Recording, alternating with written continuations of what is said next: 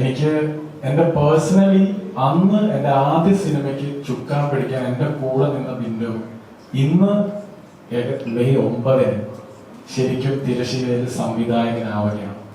എനിക്ക് ഏറ്റവും പ്രിയപ്പെട്ട ദിവസം അതാണ് മെയ് 9.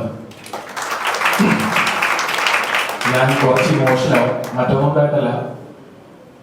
ബിന്ദുയുടെ അന്ന് തുടങ്ങിയ യാത്രയാണ്. അത് കഴിഞ്ഞ് ക്വീൻ കഴിഞ്ഞ് ജനഗണമന കഴിഞ്ഞ് മലയാളിയിലാണ് ആക്ച്വലി ഷാരിസും ബിന്ദുവും കൂടെ പ്രിൻസിന്റെ എഴുത്തും പരിപാടിയും അതിനെപ്പറ്റിയുള്ള ചെയ്തിരുന്നു. അപ്പോ ബിന്ദുവിൽ തുടങ്ങി അതിലൊപ്പം തന്നെ എന്റെ കൂടെ ഉണ്ടാകുന്ന നമ്മൾ ഒരുമിച്ച് യാത്ര തുടങ്ങിയ ഷാരിസ്, ഞങ്ങൾ ഒരുപാട് ആഗ്രഹിച്ചിട്ടാണ് സിനിമയിലേക്ക് വരുന്നത്. അതേ ഷാരിസ് തന്നെ ബിന്ദുവോടൊപ്പം വന്നപ്പോൾ എനിക്ക് അതിലേറെ ഇരട്ടി മധുരമാണ്. അപ്പൊ നിങ്ങൾക്ക് രണ്ടുപേരുടെ ദിവസമാണ്, എന്നെ സംബന്ധിച്ചോളം എന്റെ ദിവസമാണ് മെയ് 9. Prince and family.